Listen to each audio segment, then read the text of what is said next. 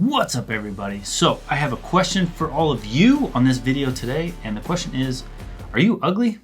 Listen, so am I. So just to prove it, I couldn't go full shave. I buzzed my beard down just a little bit, probably too much. And let's just be honest, this is man makeup. A beard is man makeup because it covers a giant portion of our face. And let's be honest, we look way better with beards.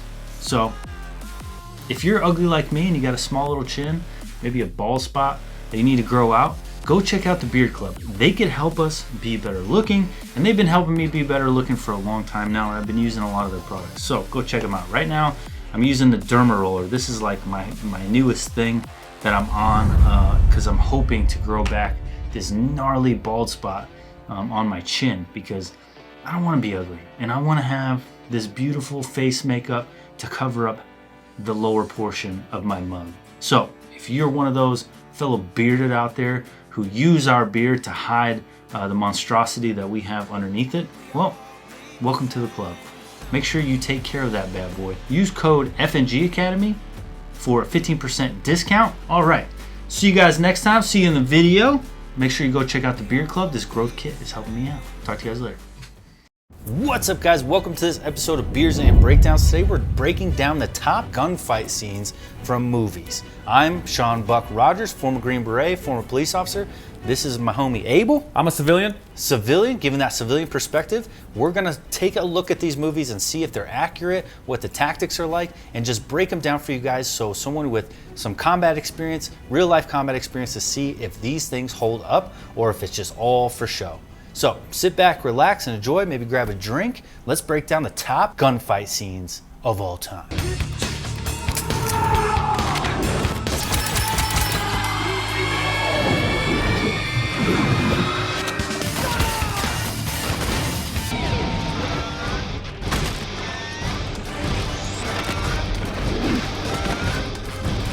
Dude, that scene was so sick. It's like gravity doesn't exist to him. He could just do slide cancel. If you're into video games, it's a little slide cancel. I'm an adult, so I don't really play video games. I partake.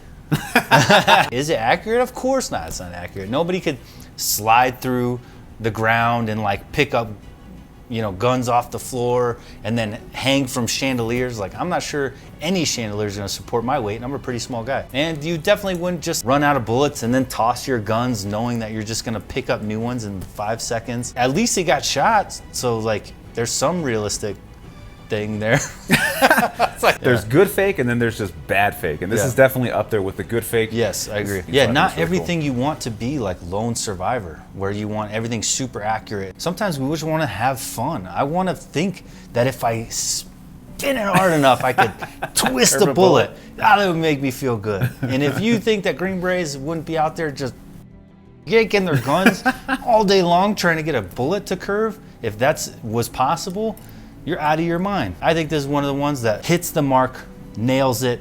Tactics realistic? Absolutely not. Tactics super cool? Yes. Entertainment value, a 10 out of 10. Realism value, a 2 out of 10. Because you can still shoot guns, so that's realistic. All right, so this is a scene out of one of my favorite movies. I think it's out of one of your favorite movies as well. John Wick, the original. Yeah.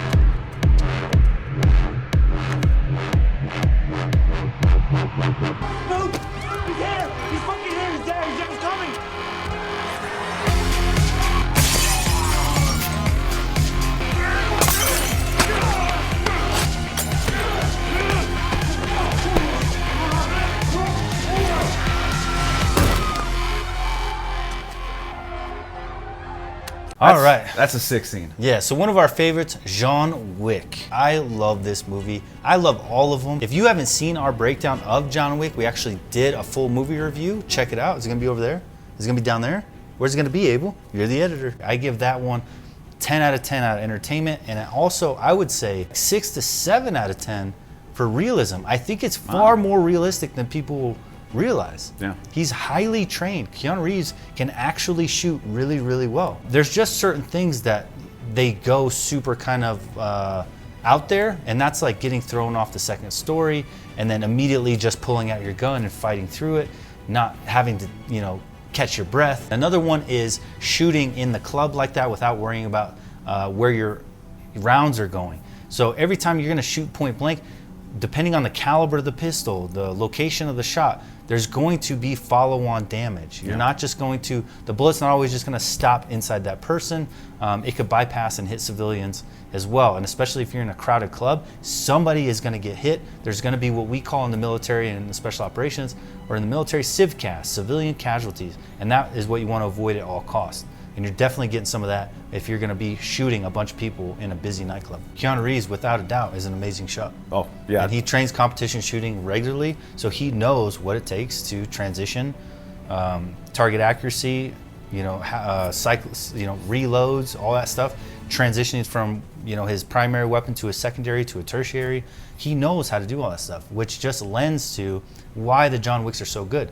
Because Keanu Reeves has a certain level of realism that allows people from all walks, civilian all the way to special operations, to watch and go, yep. And he's also a really nice guy, Sean. I've heard that. All right, I don't know if you're ready for this next one. Okay, this next one is an iconic, all-time, super nostalgic, all times of movie gangster nostalgia here. And we're talking about Scarface. Let's get into the scene and check it out. You wanna fuck with me? Okay. Say hello to my little friend!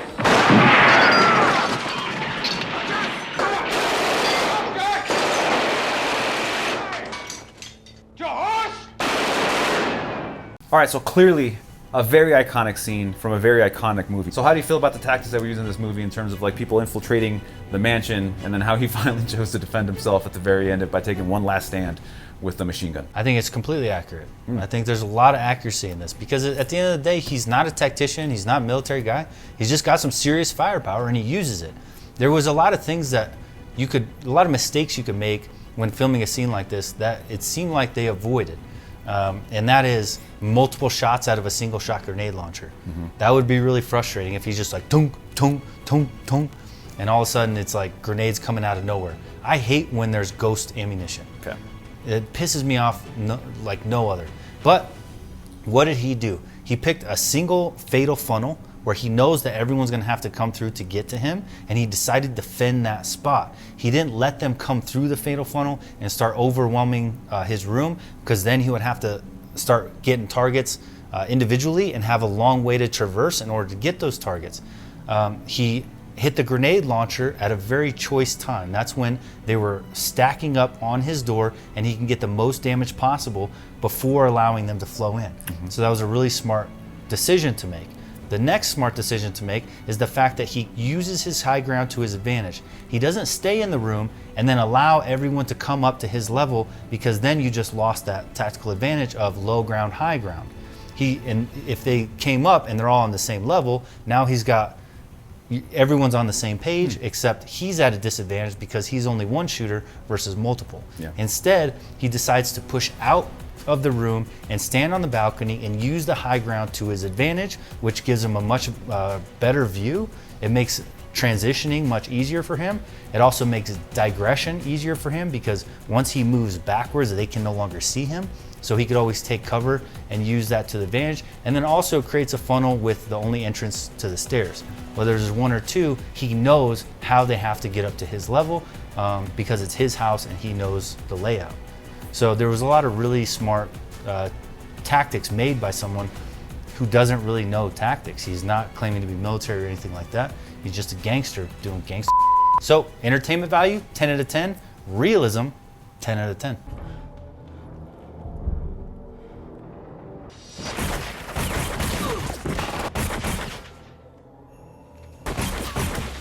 Shot him!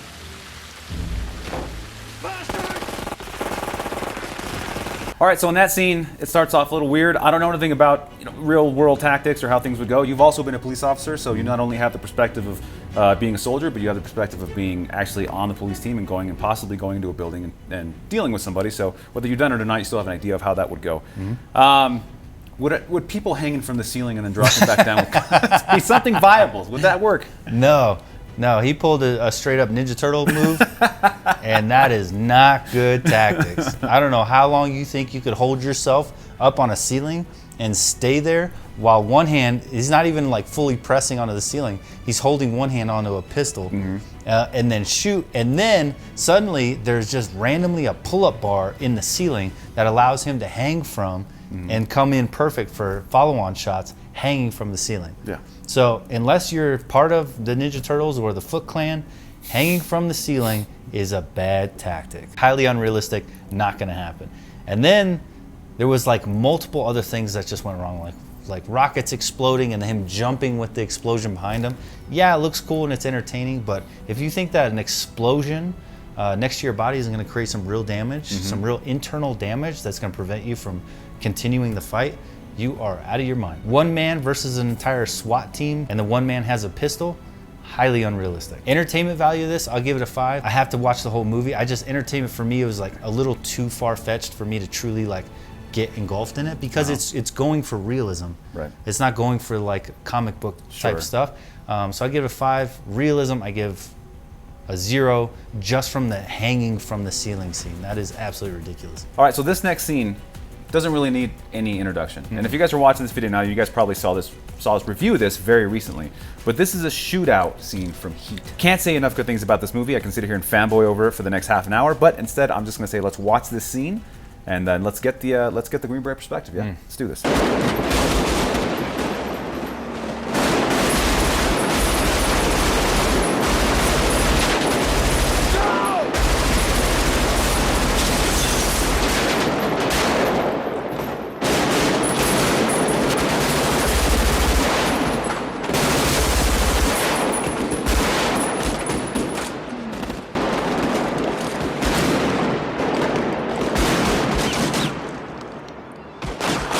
All right, so if you haven't seen this movie and you like shoot 'em up movies, I highly, highly recommend you watch this movie. There's a level of realism to this that you don't need to have a certain level of experience to know. It's just an amazing movie. There's an intensity, but how do you feel about this scene? So it is an iconic movie, but this, because we just watched it recently, so it's fresh in my mind, this scene is level 10 realism. Everything about it is realistic. Everything about the tactics is what you would expect from a civilian who's thought through tactics. Obviously they did do a lot of great bounding in this scene, which was really good and military-esque, but there are certain aspects about it that you could tell they're just good civilians and trained, self-trained civilians. They're clearly not like a military ODA or a military special operations team. We would do things completely different in a non-against civilians bank robbery way for the comparison. But just as a matter of facts about this, that this scene is so accurate that the bank robbers from the Hollywood heist actually took tactic advice from this movie. That's how accurate this movie is. And when that Hollywood shootout took place, it was eerily similar to this shootout scene. So this movie is not only a level 10 out of accuracy and level 10 out of entertainment, it's also a level 10 out of creepiness because it's so accurate that it actually inspired and helped some bank robbers with the tactics that they chose for the bank robbery, and multiple officers were killed, and a ton of people were injured in the Hollywood heist. If you haven't seen that, there's plenty of documentaries on it now. And one of the tactics they pulled from this movie was sewing their wristwatches to their gloves. And now I can only imagine that the idea behind that is that you don't expose skin and hair for DNA by pulling your glove down to check your watch. You always have your watch available, having it sewn to the outside of your glove, and you can keep more skin covered at all times. But that was just one aspect that they took directly from this movie. So this movie is insanely accurate and entertaining as it could possibly get. What is it? It's a guitar. It's him!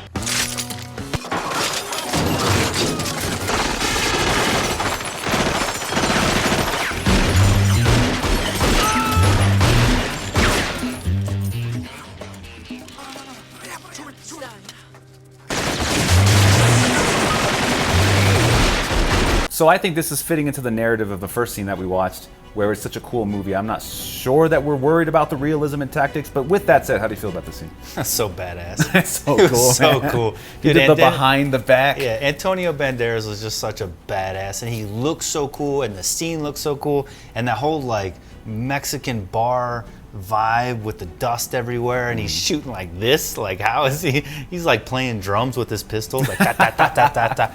He's shooting behind the back. Everyone in that bar somehow has a suppressed submachine gun within seconds. Like, even though they're all wearing tight ass Levi skinny jeans, now they pull out just massive submachine guns, and every single one of them has matching suppressed submachine guns. I thought that was hilarious. And then the kick where the guy lands on him and he pushes him into the sky and blasts him. And then, not to mention, the only reason Antonio Banderas' character is still alive is because the other guy ran out of bullets, because he wasn't doing a bullet count.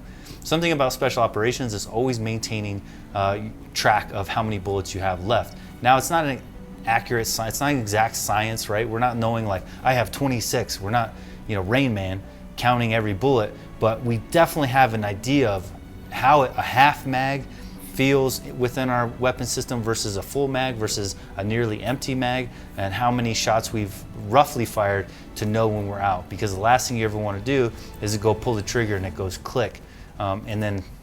So I thought it was really funny that this amazing badass could do all these things jumping around, but then the only reason he's alive is because that guy ran out of ammunition and he forgot to count his ammunition, so he runs out of ammunition at the same time. Is it cinematic? Absolutely, because then that leads him into a hand fight. Super cool.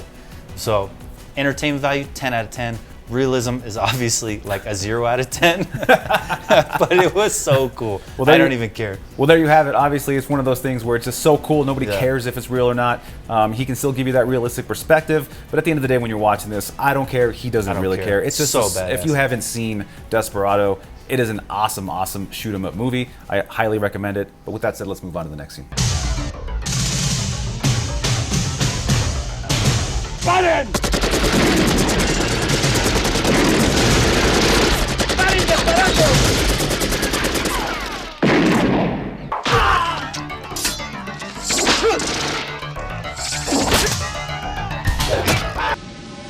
Let off some steam, Bennett.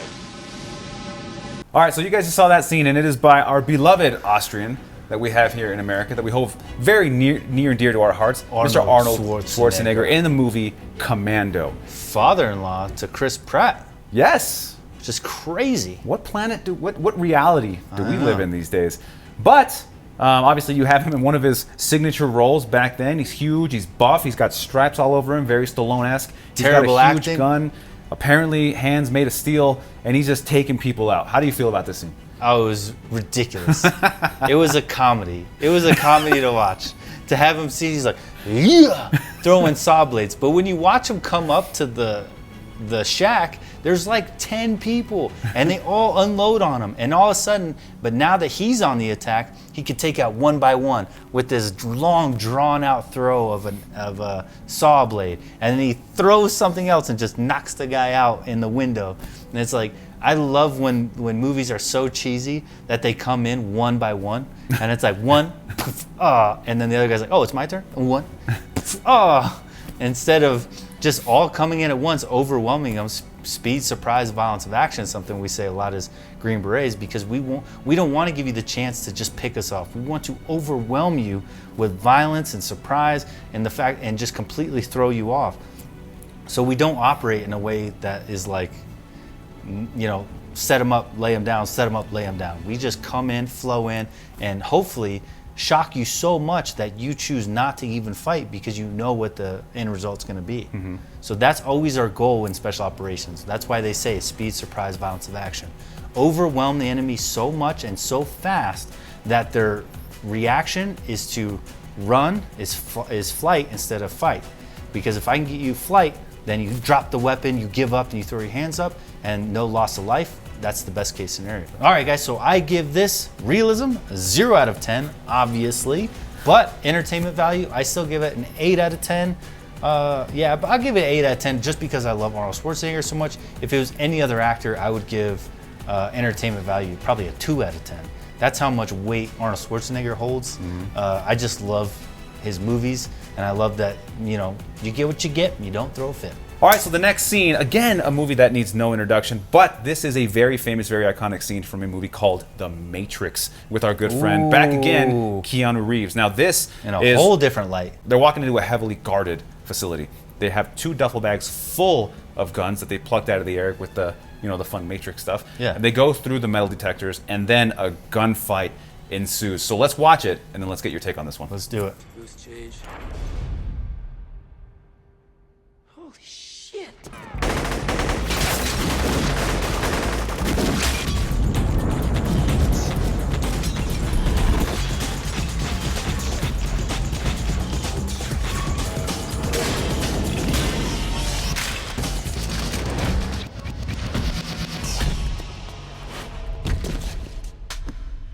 All right, I hope you guys aren't mad at us, but we get 30 seconds at a time to show you guys these scenes. There's so much to summarize in that entire shootout. But obviously, we're not looking for realism points here. This is the Matrix we're talking about. Matrix, dude. But still, at the end of the so cool. At the end of the day, we got to get the Green Beret perspective. So how do you feel about that scene? I absolutely love that scene. I thought it was so cool. What I like most about these 2 actors is their sense of moving with a purpose. Everything they do is just so aggressive and so fast and so like high twitch that's how you would want to move if someone's shooting at you. I get the sense that they are trying not to get shot, which is bizarre considering how they're able to flip and jump and like float through the air, and it's the Matrix, so they're able to do all this stuff, but they never rely on this alternate reality of their capabilities. They genuinely want to get away from the people shooting at them. And then the bad guys are just shooting regular rifles. They're just aiming down their sights and shooting like a normal person would, like a normal soldier would. They're not special operations. It just looks like regular soldiers accurately trying to shoot the enemy. And Keanu Reeves' character and Kate Moss' character just have enough training and ability to just barely surpass and barely miss their onslaught at all times. I love it. I think it's just so damn cool. Yeah, I would give it obviously a 10 out of 10 for entertainment, and then probably, maybe like a 3 or 4 out of 10 for realism. I give them some points for the fact that they're genuinely trying to get away and not get shot, and they're shooting back, and it looks like they're having some kind of accuracy. They lose me with a lot of the flips and turns and twists that they do. I still don't understand. If you watch our review on SWAT, the tactical role, I'm still trying to figure out what the tactical role brings to the table. And if you guys are ever wondering if Navy SEALs and Green Berets and Special Operations as a whole, Rangers ever do a tactical role, I'm here to break the news to you that we do not. So, I apologize. No SEAL reveals coming out of the water, looking around, murking everyone with headshots, catching their bodies. No front flips, no twisty-doos and cartwheels. All that stuff is unrealistic. But love that movie, love that scene. All right, guys, let us know what you think of those top scenes. This is based on someone else's list, but we think they're pretty badass scenes and we wanted to review to them. Comment like if you like this video or you got anything out of this video, and comment what scenes do you think are the top of all time, and we'll watch them and review them. Thank you guys so much. We appreciate you, and we'll see you on the next one. See you guys later.